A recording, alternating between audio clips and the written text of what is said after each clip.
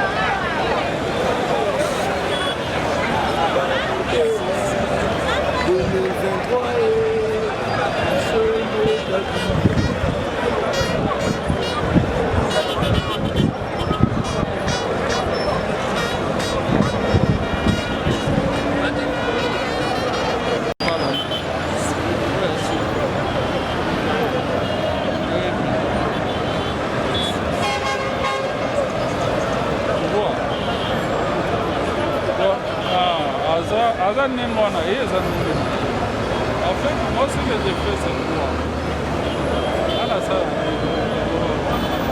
Je suis un fils ami à tout le monde.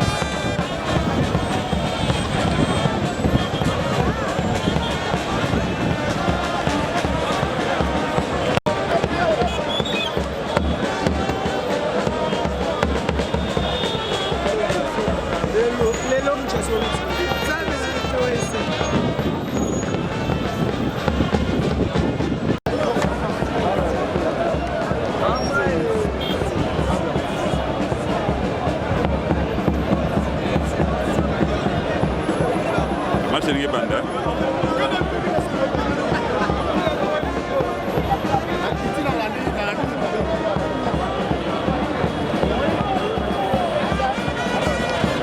Il faudrait que nous démontrions que nous sommes là.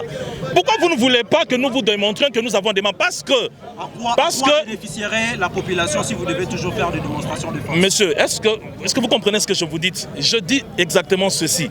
Il y a des raisons pour lesquelles nous sommes dans la rue. Et en dépit de ces raisons-là, nous démontrons aussi la force de notre mobilisation, de notre famille politique. Il n'est pas interdit. En France, ça se fait. Aux États-Unis, ça se fait. Pourquoi lorsqu'il s'agit du FCC, ça pose problème? Vous êtes les premiers à tweeter. Tel a fait 40 000 personnes. Tel a fait 50 000. Lorsqu'il s'agit du FCC, vous trouvez que c'est inutile? Non. Soyons corrects, soyons honnêtes. Nous sommes là. Nous avons des revendications, plutôt un message fort, des messages forts à envoyer aux institutions, à la communauté nationale et internationale. Mais nous avons aussi à démontrer que nous ne sommes pas des partis dans les quatre coins des murs de certaines parcelles. Nous sommes des partis avec des militants, avec des membres partout en RDC. Voilà, c'est ça. Merci. Merci. Cash plutôt idée personnelle la muka baliaki bino boza ko luka mutu na bino bo sala yango bo lia nde bo lelo to boye na objectif kaka o boye nango ya ko soutenir ba institution le respect à constitution ou bien boye ka bo l'acceptation que bino pe bozaka na ba au moni na question na yo na question na réponse ezali yomoko lobby pour soutenir ba institution, respect de la constitution, gestion responsable, il y a riposte, il y a pandémie à Covid-19. Nous sommes en biso tozana kati ya polémique té hein boyebi d'abord mo kontina biso Pierre Kangoudi Ambaye azana kati ya polémique té toza famille munene FCC. Nous sommes une machine bandeko. Et sengeli bato ba yebaka yango, nous sommes une machine, le FCC.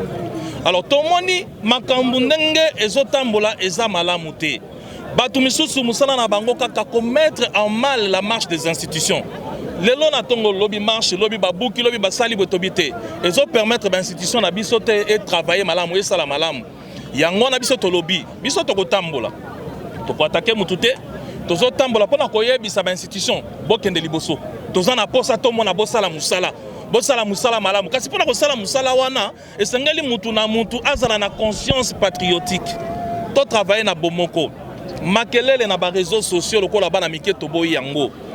Et là, on a permettre de évoluer. Le peuple congolais a besoin de Kolia. Le peuple congolais a besoin de Kimia. Plus de 7 armées, c'est côté les bisous na mabele na biso. Jamais na mona batu balamu qui habite la marche pour na côté les makambwana et salé maté. Pendant ce temps, batu bazaka boye na boye to boyi to lobi té. Institution to zana simana bino, bokende liboso, bosala misala. Deuxième chose. To lobi bande commission to zana bino elongo na ba institution, lobby Binondo bozalaki bolobi jamais bakoki ko simba article moko la constitution. Bakoki ko violer constitution té.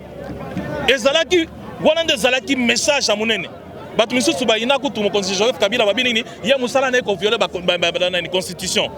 Mais lelo to komi komona bolamuki na tongo basinyaki, bolamuki na tongo balobaki, bolamuki na tongo bozela, bolamuki na tongo tozo kena ba polémique esangatina, to sengi respect de la constitution. Ndeko prêche par l'exemple.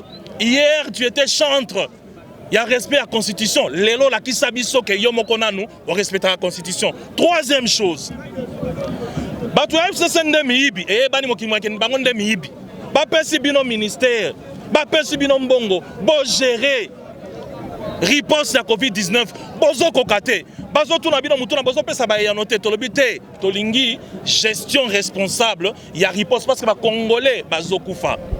Parce que le oyo, nani état d'urgence. Mais comment on gère? Ndengeni ni bazo gérer riposte ya pandémie wana. Batu bazo kokate tolobi, bota la peli kambwana malamu. Bota la ba frontière na biso malamu. Et puis pona kosuki sana ningi na ebisa biso ndengeni ne. Pona kosuki sana ningi na loba boy. Et sengeli congolais ayeba que eza na famille politique te o eza ya ba angelou, na o ezali ya ba démon. Lokuta batu ya malamu baza bisika nyonso, batu ya mabe babolole pe baza bisika nyonso. Alors to boyele kana opinion ya mokili mombake soki oza mutu FCC otelemi boye, c'est que nécessairement olie mbongo. Soki oza mutu FCC otelemi boye, c'est que nécessairement oza moyibi. Liste moko ezate na mobiliser, c'est moi le mobilisateur. Tant qu'on a mobilisé, il faut naïba nani à mobiliser. Je donne des quotas à mobilisation. na pesi na mutu yo yelanga boye ba fédéraux na biso to sololi na bango par rapport ya ndenge baza organisé na niveau ya base. C'est notre base qui est là. C'est normal parce que jamais au koyebi sanga ke na mobiliser mutu na yebité. Et sanga na mobiliser mutu na yebi. En tant que parti politique, tous autres travaillent dans la hiérarchie. Tous en a fédéraux, tous en a ligue de jeunes, tous en a ligue de mamans. Oh, nyon se toi là, tous sali réunion, tous lobby, tous lingi, tous wabatu autant lobby na marche. Boben na batu oh yabiso baya, batu na biso bazali awa, bozo mona bango, baza awa. Donc na ngina si saboye. Ezan na kan ya basan touté, ezan na kan ya ba démonter. Ezan na besika oyo, batu oh bazana ba valeur, batu baza mayele. Tolingi batu ya maele et à côté kuna et à awa basangana ba mema mboka na biso liboso to perdre plus d'une année et demie na ba slogan oh nzete oh te libanga oh te câble wana zati na moko twana te na lobby nzete libanga câble oh te peinture to boy biloko wana to lingi biloko wana te to perdre plus d'une année na babuzo ba wana to a besoin les population bandomona tina nini batindaki biso na ba institution tina nini ba élection salemaki tina nini ndeko Joseph Kabila mokonzi na biso avandi pembeni atiki batu misusu basala musala batu bangi omona tina wana et comme lelo kaka eloko moke FCC sala kiboy FCC tindaki batu bakende kozwa ba décision na bango te ba banda miloko ba bandaki wana na suki wana. Merci.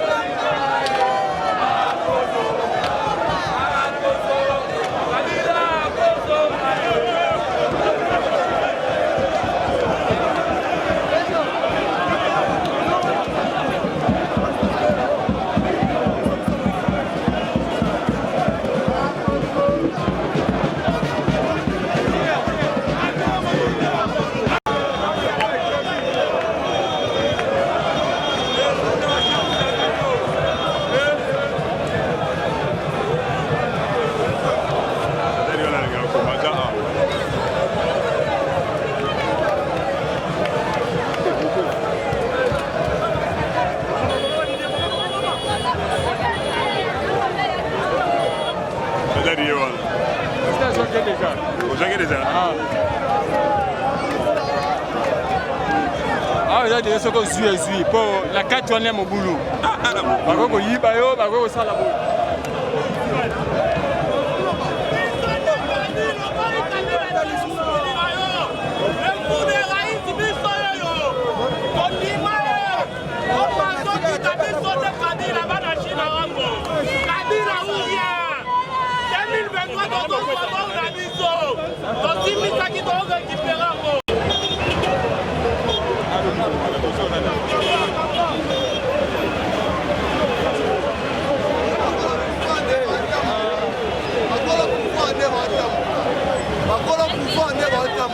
Respect la constitution ya mboka.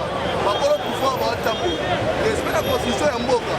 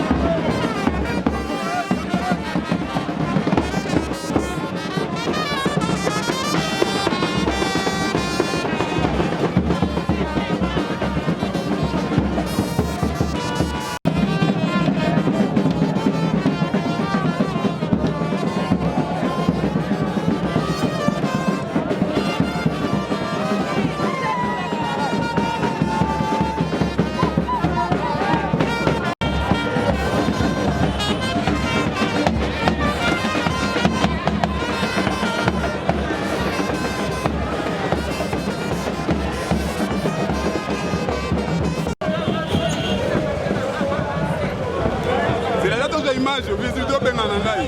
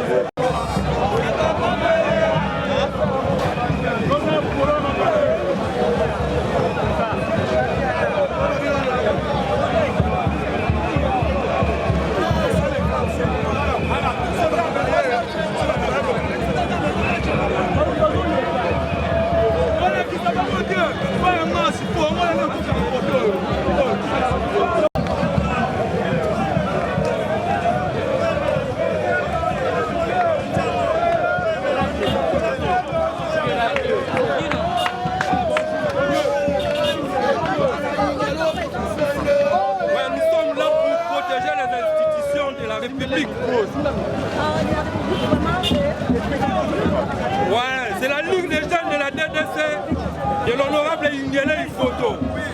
Nous sommes là pour protéger les institutions de la République et le respect.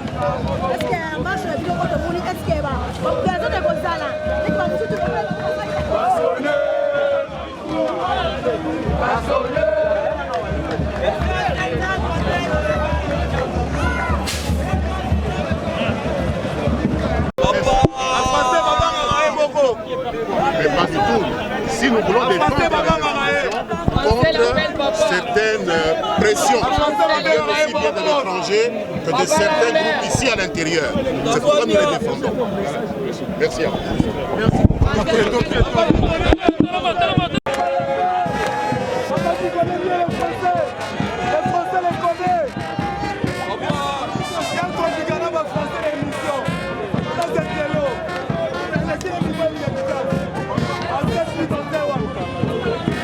Every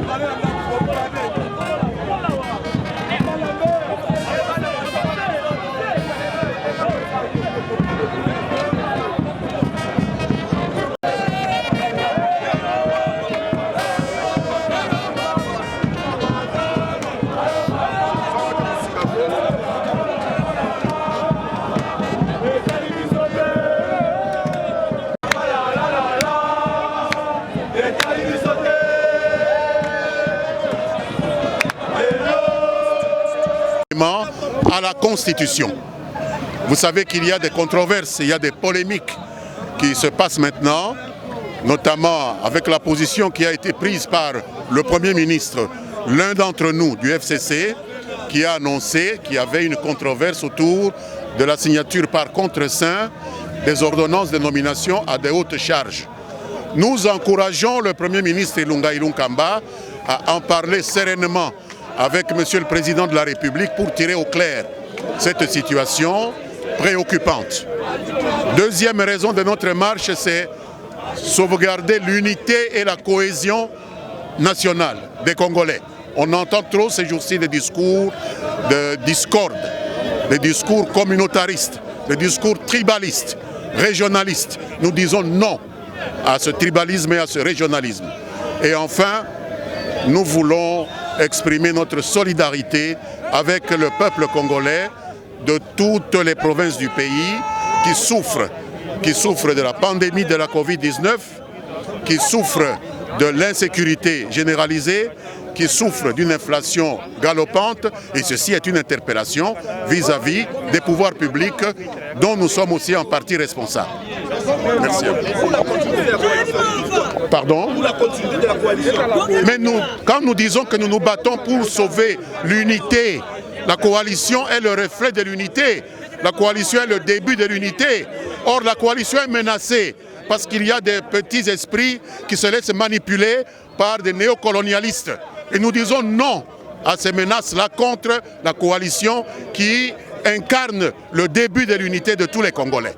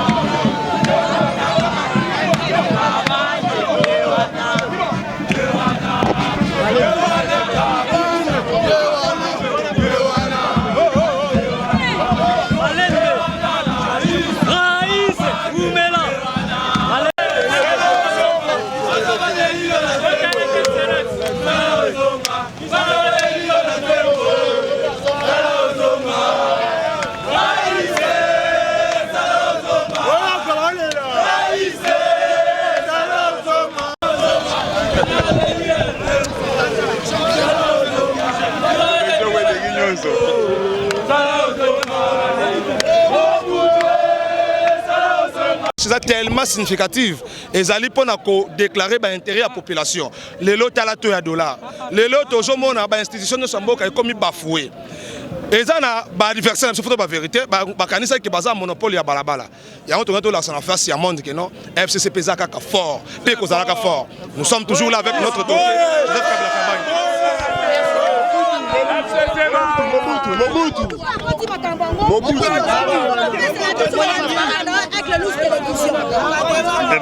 eloko na koloba mboka ezali ya biso nyonso lelo soki makambo ezali kosalama ya marche démocratie ngai nde na 1990 le 24 avril na permetaki multipartisme na kanisa bino nyonso boyebi yango lokola ezali eloko ngai moko na permetaki yango ebe lelo nazongi namoni likambo yango ya marche ya FCC tango na tuni ndenge nini makambo yango ekosalama namonaki raison ezalaki valable yango nalobaki na accompagner pe président honoraire oyo ke ngai na ye toza na 50 ans ya pouvoir ngai nasali 32 ans ya sali 18 ans soko osali 32 plus 18 ezopesa 50 ans yango na ye ko accompagner et puis na kolandana na maloba ya mokonzi ya ekolo na ndenge alobelaki makambo ya état d'urgence tango alongoli yango marche salami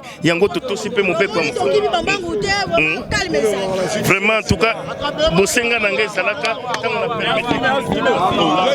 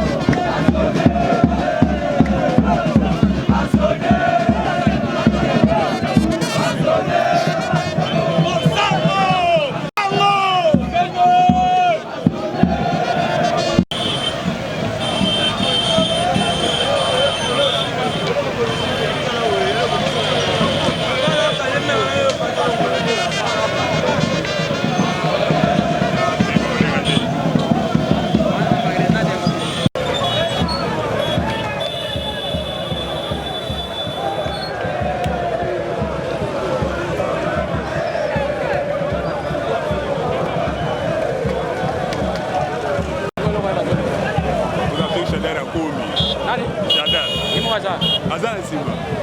Azan. What did that mean? On a Bologna. Ah, Bologna.